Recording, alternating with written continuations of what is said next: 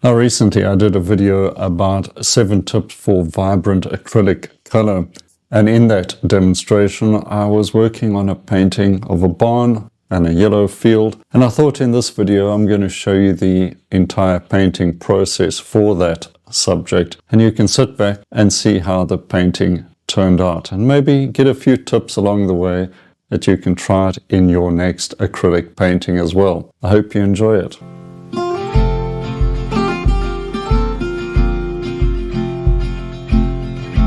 So this is the attractive reference that I'm using, and we're going to see how that unfolds. My basic palette, one difference to my selection of golden acrylics is that instead of primrose yellow, I've now got a Hansa yellow, which is more like a cadmium yellow medium than a lemon yellow. I've done a very basic sketch of this barn, and I'm not quite sure why I picked this style of barn design, because I find the roofs very complicated. But it's I think a nice composition, so we'll see how that works out. I'm mixing a selection of greens to get some of the darks into the painting as soon as possible. And the intention is to have a couple of shadow greens and a couple of sunlight greens, and I think the shadow greens will just need a little more blue in there to pull that into the shadow value range. Remember, your value scale is divided into shadows and lights. So taking this foreground shadow inspiration and creating a diagonal from sort of right to left. And when I'm working with horizontal dominated landscapes like this, I try to find a diagonal that can add a little bit of a dynamic energy to it, and a foreground shadow is generally a good answer to that little problem. My first blocking in stage is usually without white paint for as long as possible. You can see how the underpainting, which I've used a reddish orange, just really a mix of some colors in acrylic as well, and you can see how that comes through the lighter colors and really does influence any transparent color. And with acrylics, actually with any medium to be honest, but especially with acrylics, I strongly recommend underpainting your panel or canvas, and once that is dry, carry on with the painting, because it can definitely play a role with your acrylics. Bringing in a touch of white now just to start figuring out some of the textured elements on the yellow field. Of course, it's quite flat in the reference, and most of the interest is going to come via textures. The sky, fairly simple, titanium white, cerulean blue, a little touch of yellow closer to the horizon line. And there are some clouds in the sky, and I can bring those in as well in a sort of a loose fashion. I've come to enjoy the golden open acrylics quite a lot, and they've pretty much taken over from my Amsterdam acrylics. Of course, they are a artist quality paint, the golden paints, but the open variety with their slower drying quality helps me as well, especially on the same day. I can come back some hours later and find the paint is still wet and still get soft edges and easier to get back into the painting. Into the barn, and it's got this lovely reddish or rustish color not sure that's quite a word, but rusty red. And that's going to work very nicely against all the greens and the orange with the blue sky in the vicinity as well. Of course, the shape of the barn roof is not quite drawn accurately, and I'll try to fix that up as I go with the painting. I should have spent more time with it in the drawing stage, but there you go. I like to just dive in, and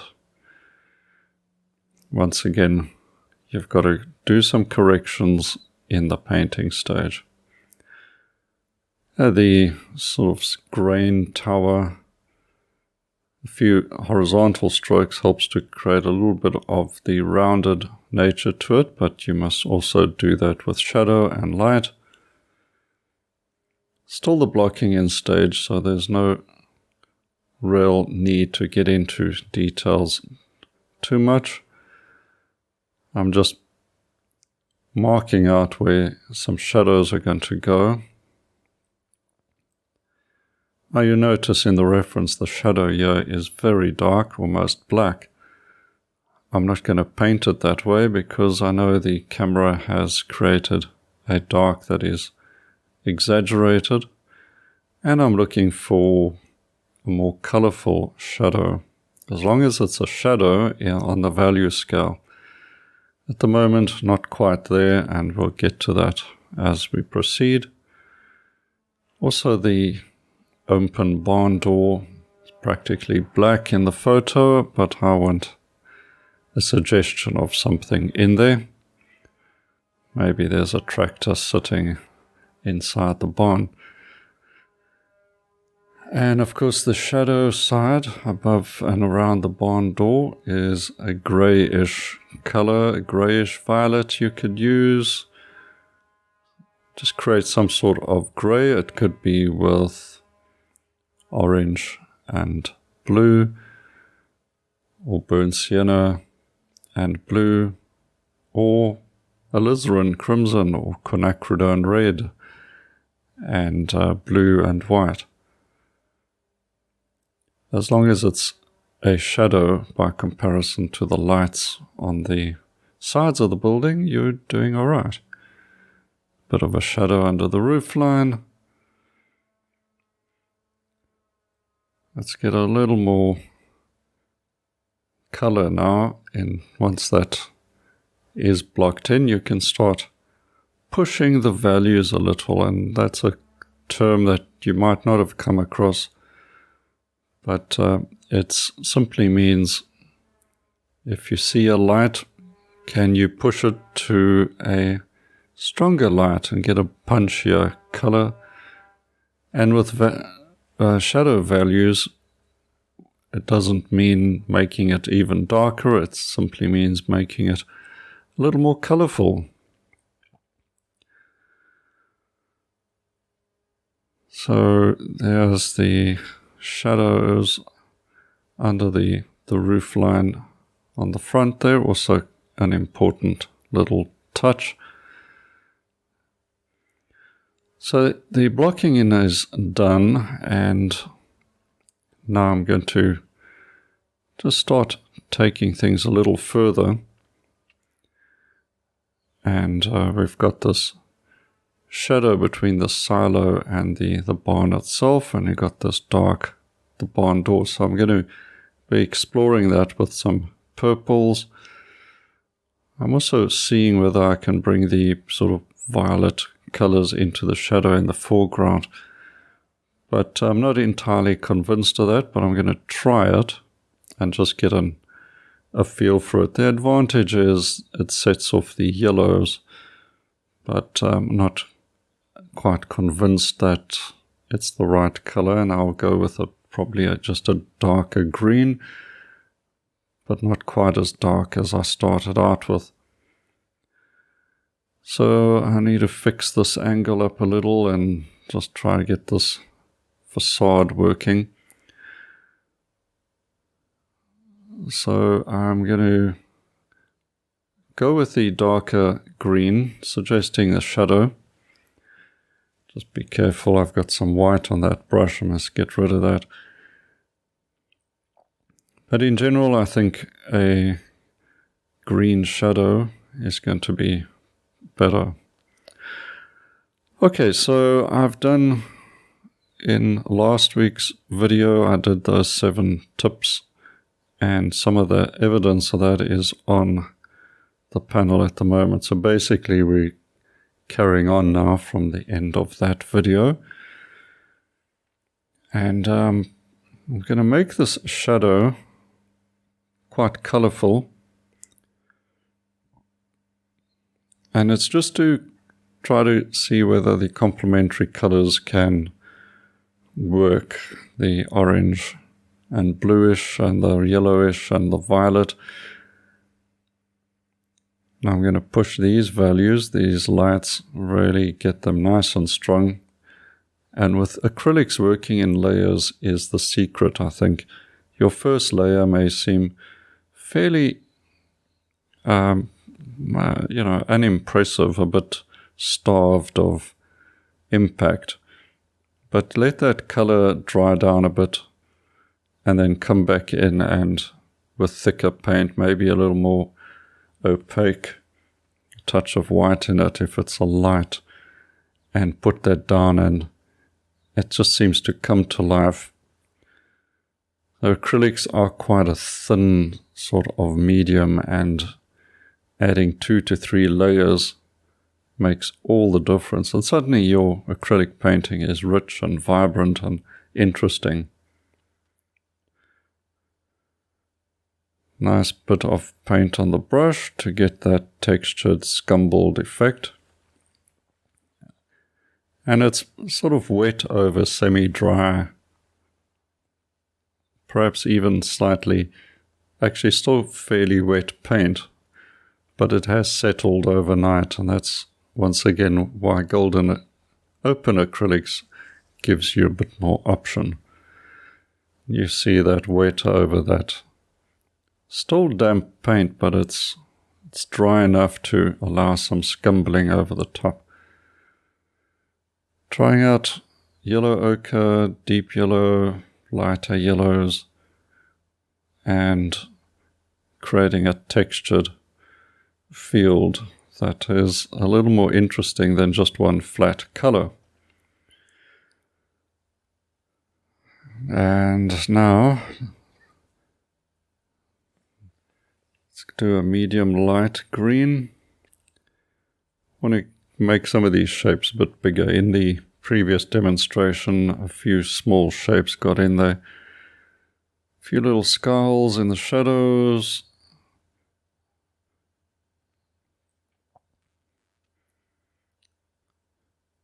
Now this is a case of trying out your colors. There's a dark shadow there, so I'm putting some light scumbled color next to it, yellowish green. Set off one against the other. By trying these things out, you'll discover if it is a happy accident, or maybe you are familiar with the color combination and therefore you can put it down with confidence. A little more ochre here or there as well to add a different color temperature, all within the same light value range. Smaller broken color strokes now.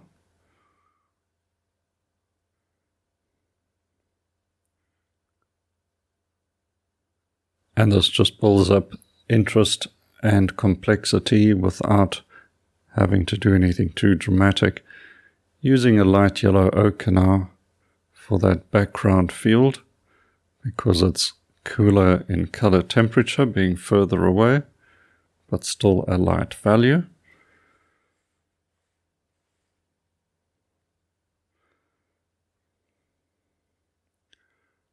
A lot of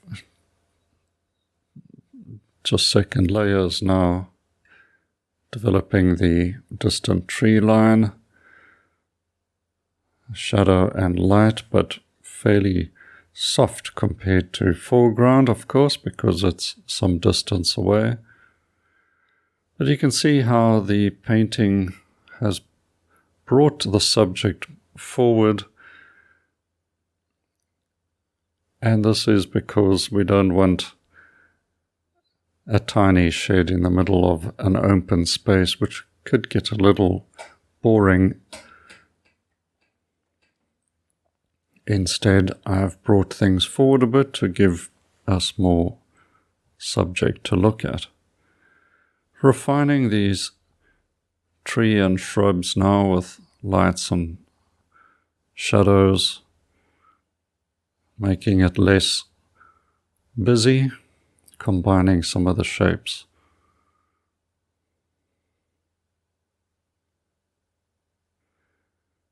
So it's a light and a shadow and possibly a cast shadow.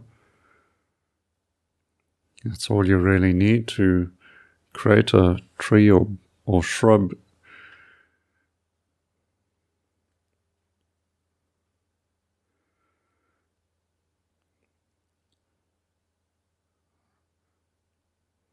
And now a shadow side by adding a little bit of blue and then a light closer to us, and just soften those edges a touch, and you've got your illusion of the rounded silo.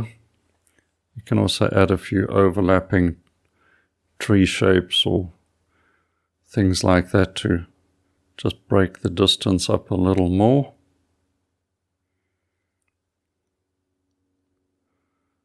Like over here.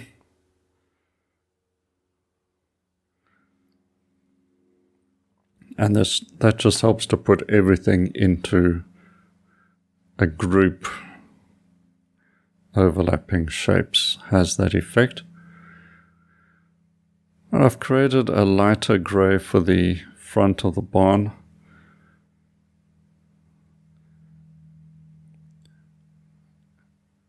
I think that just brightens the scene up a little more. And now the shadows under the roof line, a bluish violet.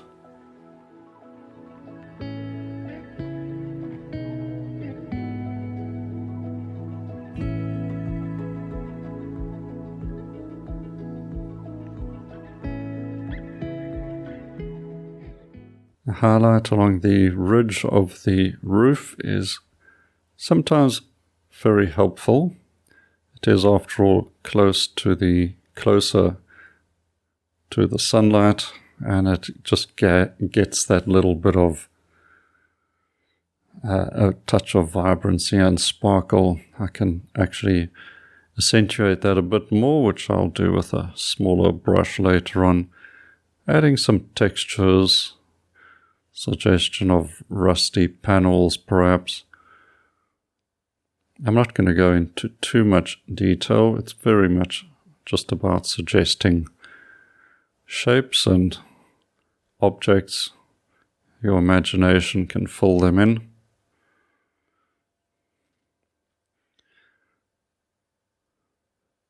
There's a few little extras I want to do, but I've also got to get the sky lightened up a bit. That's the block-in stage is just darkened a little, and I want a punchier light in the sky.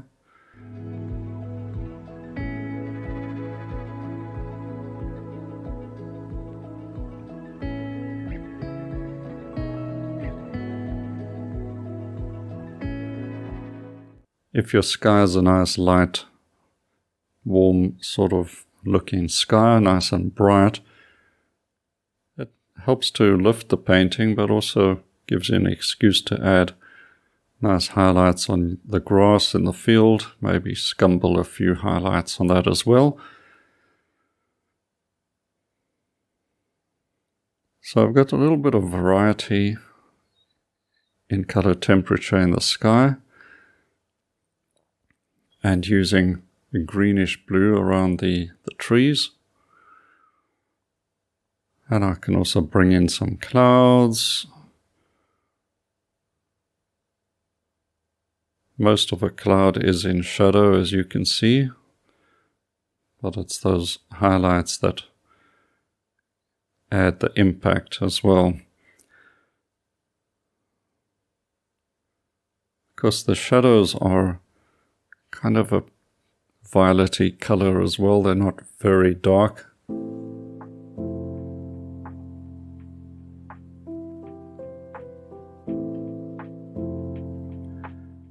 Okay, good cleaning of the palette. And now I'm going to just get this foreground green a little more colorful in the shadow. So using cerulean, the Hansa yellow, and I just want a little more lively. Still a shadow, of course. A bit of ultramarine. Variety to the edges, softening them up just a little as well.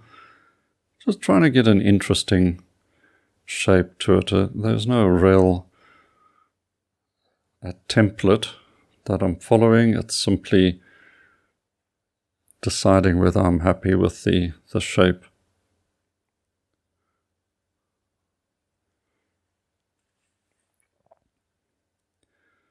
So yeah, we've got a shadow now that's more luminous, more colorful,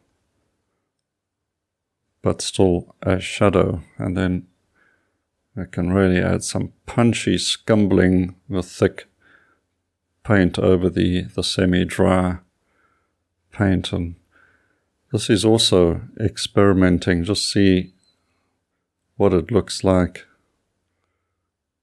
Maybe a bit more yellow, just warm it up a bit more, because I don't want too much white. I don't want the field to become cool. It's still warm light. So adding a bit more yellow to it now. But like with everything else, you feel your way by trying out things. There's no template to follow.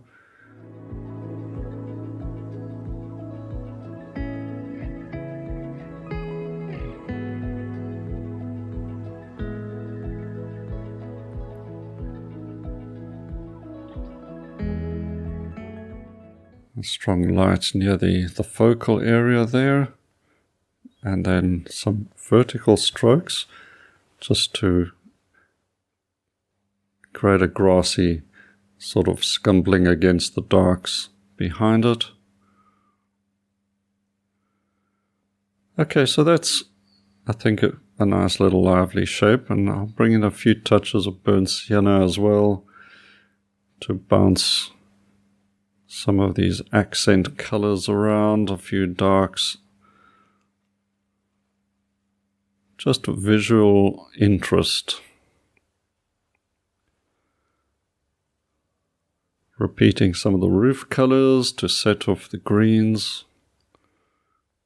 And that helps with color harmony in the painting.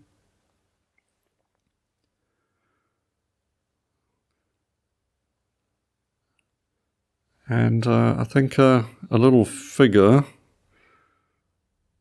will be nice too, just the farmer taking a walk around.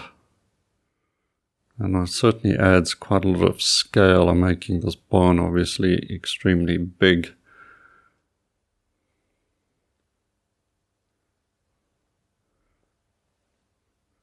Just make sure your figure has a very small head.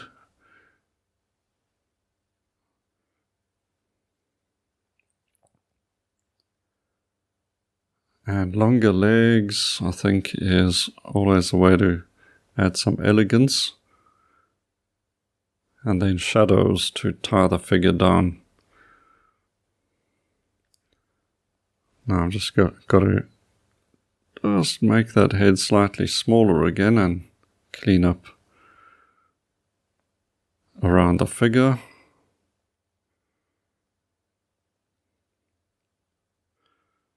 Some shadows, and clean up the shadow a bit. And that should do for the figure. Now that highlight on the ridgeline of the roof. And a few more textured bits and pieces here or there, but the painting is basically done now, and I'm quite pleased with it. It's a very simple subject, but I had fun painting it. So there we go, a bit of texture, some nice color and light, and just a little bit of inspiration to try out in your next painting.